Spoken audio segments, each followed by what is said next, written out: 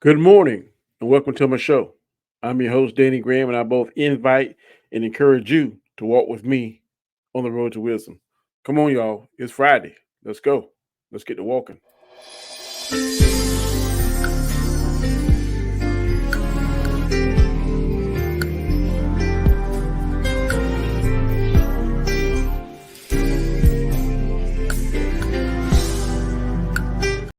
Good morning, good morning, good morning. Yes, your host, Danny Graham. Welcome to another edition of the Road to Wisdom. It is Friday, April the 26th. I'm your host, like I said, Danny Graham, and welcome to my show. Now, I'm gonna go ahead and get into this. Usually, I play an inspirational song, but today I really want to get into this because this is something that happened to me this week, and I just got to get it off my chest, and I want to share it with you all. The title of today's show is "Can't See the Forest for the Trees." Can't see the forest for the trees.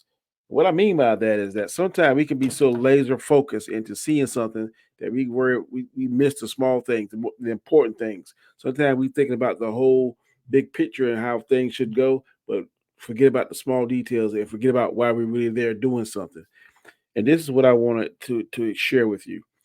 Um, Last week, or maybe the week before, I sent out a text inviting a few people in my inviting the whole department to do what we call a devotional. We're going to do it twice a week on Tuesdays and Thursdays for 20 minutes, starting at 8:10 a.m. and going to 8:30 a.m. so we can go ahead and get ready for work, start the work day. This is on Tuesday and Thursdays. So what I usually do is I try to send out weekly or daily, the day before the devotional, a reminder that look, we have a devotion tomorrow upstairs. Anyone that wants to come, you're more than invited, and please invite anybody in the department, anybody in other departments that want to come and share with us while we worship God and celebrate God. So first week went fit. The first week went very well. Had a good turning out, good showing. This earlier this week we had a good showing, and I think Tuesday morning. It was Tuesday morning, around about maybe 7:30. Got text from an individual, a coworker there, and this individual said that they would want to call on the phone and hear it because they were going to be coming into work or getting dressed, whatever, and they wanted to participate in the devotional. Did not have a problem with that. Fine. So the fast forward to starting the Tuesday morning devotional. We had started probably about 2 or 3 minutes into it. Then another coworker said, "Well, let me call this individual and get them on speakerphone so they can listen to it." Well, I was fully engaged in devotion, talking about the whatever program I put together. And while I was talking and speaking, this individual on the speakerphone, who wasn't there, who could see what was going on, was talking as well. And it kind of bothered me. I'm not gonna sit here and sugarcoat it. I was like, "Why are they talking?" I say this in my mind, and so the other individual was trying to get this individual to understand that we had already started the devotional and was going to sit the phone down and that I was speaking. Well, I guess for me, I was impatient. It didn't happen quick enough. So I took the phone and said, "Look, we already started. You're going to have to catch us next time." And I hung the phone up. Continued the devotional and really didn't think too much more about it because I was focused. I couldn't see the forest for the trees. I was focused on trying to get the devotion out. I was focused on we got a limited time. We only got 20 minutes because I didn't want to run the devotional over until the start of the workday. So fast forward to 2 days ago, well, yesterday, that happened on Tuesday, um, Wednesday. Um, as I was leaving, leaving at the end of the day, I passed by this individual's office who was on the phone. And I said, "Okay, now tomorrow is going to have devotion, so make sure you be there." And she said, "Oh, the person said I want something. I need to talk to you." I said, "So come on, what you got to talk about? Let's go." And so the person came and she said something, and I'm not going to share what she said because um, I don't know whether she wanted to share, but what she said um, made a lot of sense. And at first, the Danny and me, the sinful Danny and me, shot back and said something. Well, I don't do this, and this. And I go in the elevator, and I was kind of like, "What in the world? What's she saying? This, and this. I'm trying to do this, and this." And anyway, I went downstairs, got in my truck, and all the way home, it was in my mind. The Lord was beat me, Danny. You're wrong. You shouldn't have done that. You shouldn't have said it. You was totally wrong. You was 1,000% wrong. She was 1000% right. Person came to me in a respectful manner. Um, wasn't upset. Well, and told me what they told me, and my pride made me angry at first. Like, well, this person saying this to me for, and I'm trying to do that such such and such. But again, can't see the forest for the trees.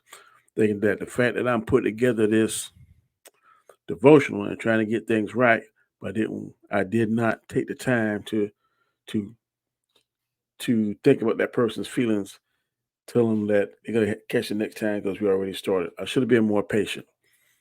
Should have been more patient, but then think about it because, like I'm saying, couldn't see the forest for the trees. So I'm focusing on, look, I didn't start the devotional. We crunch for time. We got a full room of people here. I'm trying to get the message out. This person is talking and disturbing me, but the person in their defense could not see what was going on because they were in their vehicle coming to work, and I was already in the room with the people. But because Danny didn't want to be disturbed and bothered, didn't think about the big picture. And the big picture is bringing all us together, praising God. God would have been definitely patient, but Danny wasn't patient. And so it took that person who came in to me in a very respectful manner. This goes back to what I'm saying: tone, your approach, or delivery. This person's tone was on point. This person's delivery was on point, and their approach was on point. I just got mad because I felt, why are you challenging me? And I'm trying to do this and this. But again, couldn't see the forest for the trees. I'm so focused on, look, I got to get this done. We only got 20 minutes, and I want to make sure that this doesn't spill over into the workday. I want to make sure that whatever topic I'm talking about is going to resonate with people. But what I did two things wrong. Well, several things wrong. First, I should have had more patience, and I prayed to being slow to anger, but I got a little angry and aggravated, and the other person kind of snappy, hung the phone up. Two, I did it in front of other coworkers, which is kind of productive to what I'm trying to do. Look, I'm supposed to be saved. I'm supposed to be changed. Now I'm doing this kind of stuff right here in front of them. Like, why is he doing that? Or was he? What I want to listen to him for if he ain't enough patience to try and get this thing straight. And third, um, to share some of what it is, this person had whatever issues or concerns about coming in and joining a group like this. And I didn't know that till after the fact when we had a conversation. And now I feel really, really bad. I apologize to this person. I'm going to continue to apologize to this person because I was dead wrong. There is no excuse, no defense. After this person told me what their reasons was and why they didn't do certain things, felt really bad. I still feel really bad. This person has accepted my apology, and I am thankful for that. But I feel bad because may have been, metaphorically speaking, the straw that broke the camel's back. This person um, is having concerns and issues about certain aspects of religion or certain of fellowship in the religious sector, and I may have been something that will definitely keep that person from not ever trying to do that again. And I don't want that on my conscience. So I'm going to continue to ask this person in a respectful manner. I'm not going to hound this person, but periodically I'm going to be like, hey, you need to come back. I was dead wrong. I'm sorry. I shouldn't have done that. Again, I was couldn't see the forest for the trees. I was so focused on, look, we only got 20 minutes to do this. We got to start on time, got to end on time because I don't want to interfere in the workplace. I don't want something to be said that we are interfering in the workplace or doing this, that, and the other. I want to do what we have to do. I want to start on time. I want to get a good, powerful, righteous, inspirational message done across, and then continue the day and hope that that improves this individual's day. Maybe what I'm doing is the only Christian fellowship that some of these people may be going through. Because I had conversation with some people, other people that work in the department, and a lot of people, because of COVID issues, don't go to church because they got so comfortable in watching church on TV or going on a website watching church. A lot of these churches are televised. A lot of these churches, you can go on their websites and you can watch the sermon. In fact, the church that I go through, Bethesda, in Sumter, South Carolina. But there's a Church of God. If you don't go to church, you can go on their website and watch the sermon. It's very good. It's very convenient. But for me, I'm kind of old school. I want to have that interaction, that physical interaction, that fellowship. And going to church for me, it re-energizes me spiritually. If I can't go because of maybe this couple weeks ago we were on vacation, so I couldn't attend the church. No, let me change that. I went to church before we went on vacation. But if there's a Sunday that I can't go on vacation, or a Sunday I may have to work, or a Sunday that I'm feeling under the weather, then you have that option.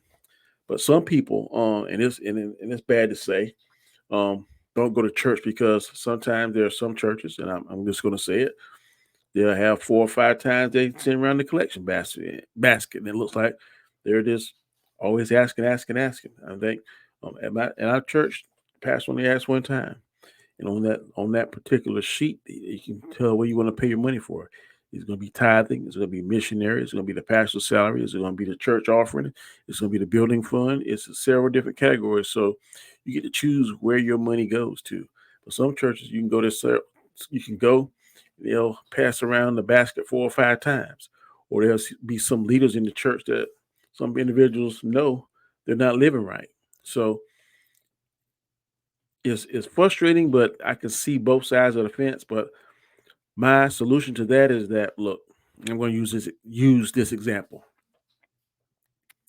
If you go to a restaurant, a new restaurant, or you may go to a Burger King, or maybe a restaurant you're familiar with, but for whatever reason, that particular day you go, the food isn't right. You try the second time, the food still isn't right. You say, okay, I'm not going to go there, but for whatever reason, your friends or someone convinced you to go a third time, it's not right, then you're probably not going to go again. Some people not even going to give it 3 chances. But let's just say, for instance, you give it uh, 2 or 3 chances, and it doesn't taste right to you, or it makes you sick, or it makes you feel some kind of way that you don't enjoy it. Then you find another place. You don't stop eating. You don't stop going to restaurants. You don't stop eating out. You just stop eating at that one particular place. So, for instance, there are McDonald's. There are some barbecue houses that you go to that are fantastic. You like the barbecue, like the taste of it. There's some places you may go and the barbecue doesn't taste as well. You just don't go to that particular barbecue place, but you go to the ones that you know that taste well, that gives you what you like, that fulfills you, that sustains you, that fills you up. That's the one you go to. The same way you go to different restaurants, and you try out different things, or you listen to your friends and say, "Hey, I went to this restaurant and so, and it was fantastic." A lot of times, word of mouth can get us to go and do things that maybe we normally wouldn't do. Same thing applies with the church. Word of mouth. You go to your church, I'm telling you, I'm not saying the church I go to is the best.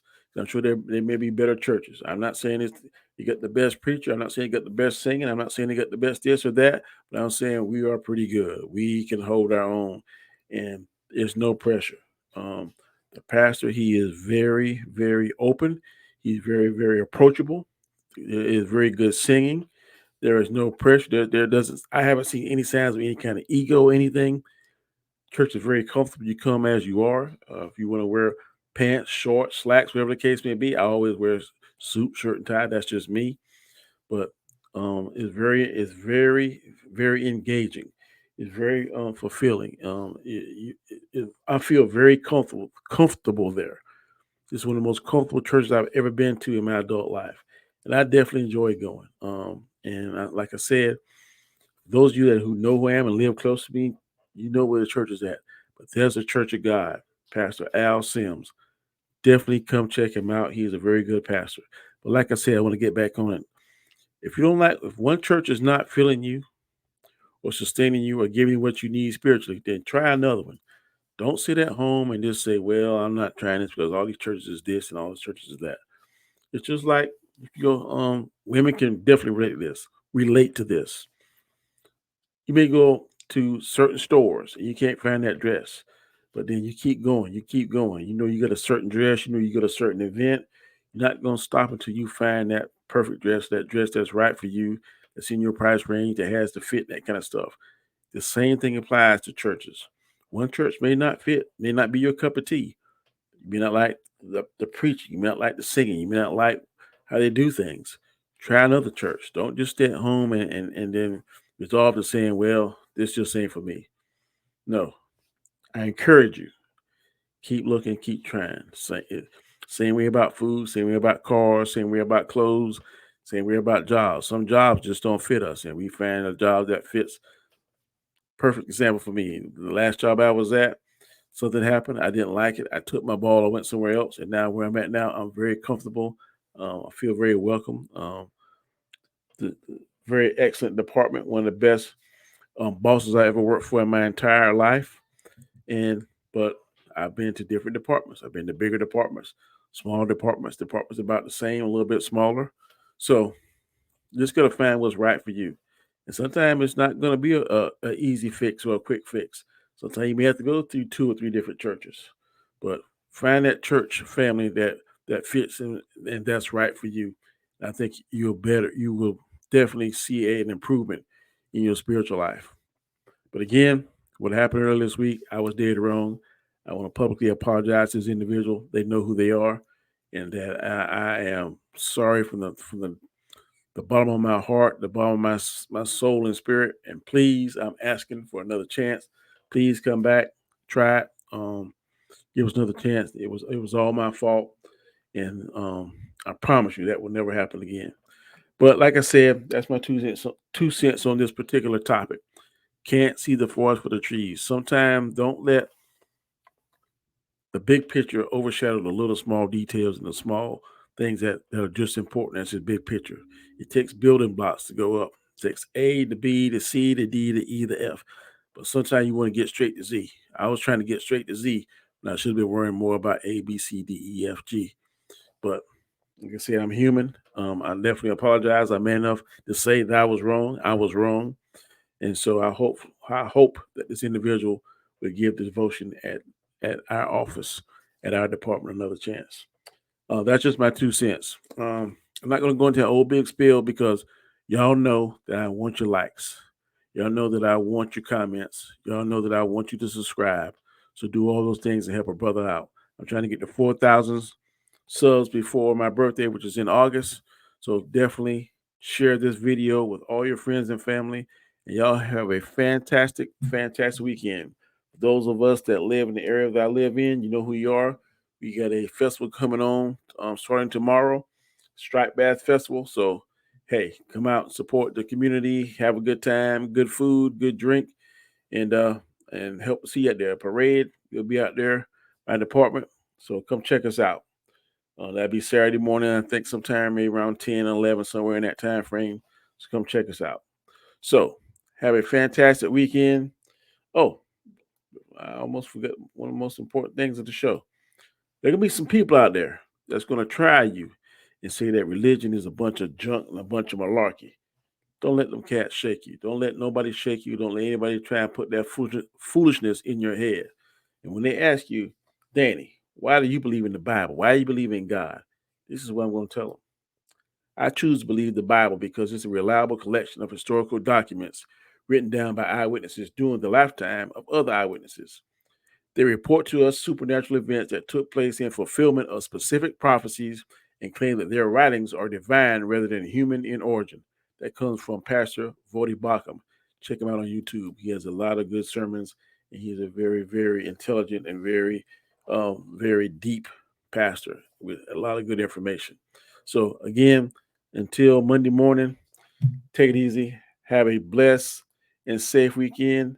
And as always, I love you. And God bless you.